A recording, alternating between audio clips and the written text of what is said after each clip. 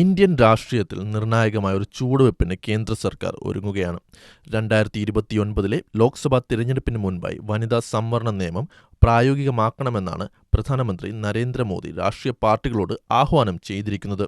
കേവലമൊരു പ്രഖ്യാപനത്തിനപ്പുറം ഈ മാസം 16 പാർലമെന്റ് പ്രത്യേക സമ്മേളനം വിളിച്ചു ചേർത്ത് ആവശ്യമായ ഭേദഗതികൾ വരുത്താനാണ് സർക്കാർ തീരുമാനം. എന്താണ് ഈ നീക്കത്തിന് പിന്നിലെ രാഷ്ട്രീയം? പ്രതിപക്ഷം ഇതിനെ എങ്ങനെ കാണുന്നു? നമുക്കൊന്ന് പരിശോധിക്കാം. നാരീശക്തി വന്ദൻ അധിനിയം എന്ന പേരിൽ അറിയപ്പെടുന്ന വനിതാ സംവരണ നിയമം അതിന്റെ യഥാർത്ഥ അർത്ഥത്തിൽ നടപ്പിലാക്കേണ്ട സമയം അതിക്രമിച്ചിരിക്കുന്നു എന്നാണ് പ്രധാനമന്ത്രി ഇരുസഭകളിലെയും കക്ഷി നേതാക്കൾക്ക് അയച്ച കത്തിൽ വ്യക്തമാക്കുന്നത്.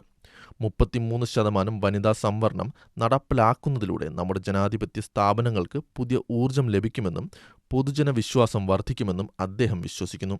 2029 ലോക്സഭാ തിരഞ്ഞെടുപ്പിലും നിയമസഭാ തിരഞ്ഞെടുപ്പുകളിലും സ്ത്രീകൾക്ക് ഈ സംവരണം ഉറപ്പാക്കണമെന്ന് ഉറച്ച നിലപാടിലാണ് കേന്ദ്ര സർക്കാർ. ഇതിനായി വിദഗ്ധരുമായും വിവിധ രാഷ്ട്രീയ പാർട്ടികളുമായും ചർച്ചകൾ നടത്തിയ ശേഷമാണ് ഈ തിടുക്കത്തിലുള്ള നീക്കമെന്നാണ് സർക്കാർ അവകാശപ്പെടുന്നത്. എന്നാൽ സർക്കാരിന്റെ ഈ നീക്കത്തെ സംശയത്തോടെയാണ് പ്രതിപക്ഷം വീക്ഷിക്കുന്നത്. കോൺഗ്രസ് അധ്യക്ഷൻ മല്ലികാർജ്ജുൻ ഖാർഗെ പ്രധാനമന്ത്രിക്ക് അയച്ച മറുപടിയിൽ കടുത്ത വിമർശനമാണ് ഉന്നയിച്ചിരിക്കുന്നത്. നിലവിൽ വിവിധ സംസ്ഥാനങ്ങളിൽ തിരഞ്ഞെടുപ്പ് നടന്നുകൊണ്ടിരിക്കുന്ന സാഹചര്യത്തിൽ ഇത്തരമൊരു പ്രത്യേക സമ്മേളനം വിളിക്കുന്നത് രാഷ്ട്രീയ ലാഭം ലക്ഷ്യമിട്ടാണെന്ന് ഖാർഗെ ആരോപിക്കുന്നു. സ്ത്രീ ശാക്തീകരണത്തേക്കാൾ ഉപരിയായി വരാനിരിക്കുന്ന തിരഞ്ഞെടുപ്പുകളിൽ മേൽക്കൈ നേടാനാണ് സർക്കാർ ശ്രമിക്കുന്നത്. മണ്ഡല പുനർനിർണയം ഉൾപ്പെടെയുള്ള കാര്യങ്ങളിൽ വ്യക്തത വരുത്താതെ എങ്ങനെയാണ് ഈ നിയമം നടപ്പിലാക്കുക എന്നാണ് പ്രതിപക്ഷത്തിന്റെ ചോദ്യം. ഏപ്രിൽ 29 ശേഷം എല്ലാ പാർട്ടികളുടെയും യോഗം വിളിച്ച് കൃത്യമായ കൂടിയാലോചനകൾക്ക് ശേഷം മാത്രമേ മുന്നോട്ട് പോകാവൂ എന്ന് ഖാർഗെ ആവശ്യപ്പെടുന്നു.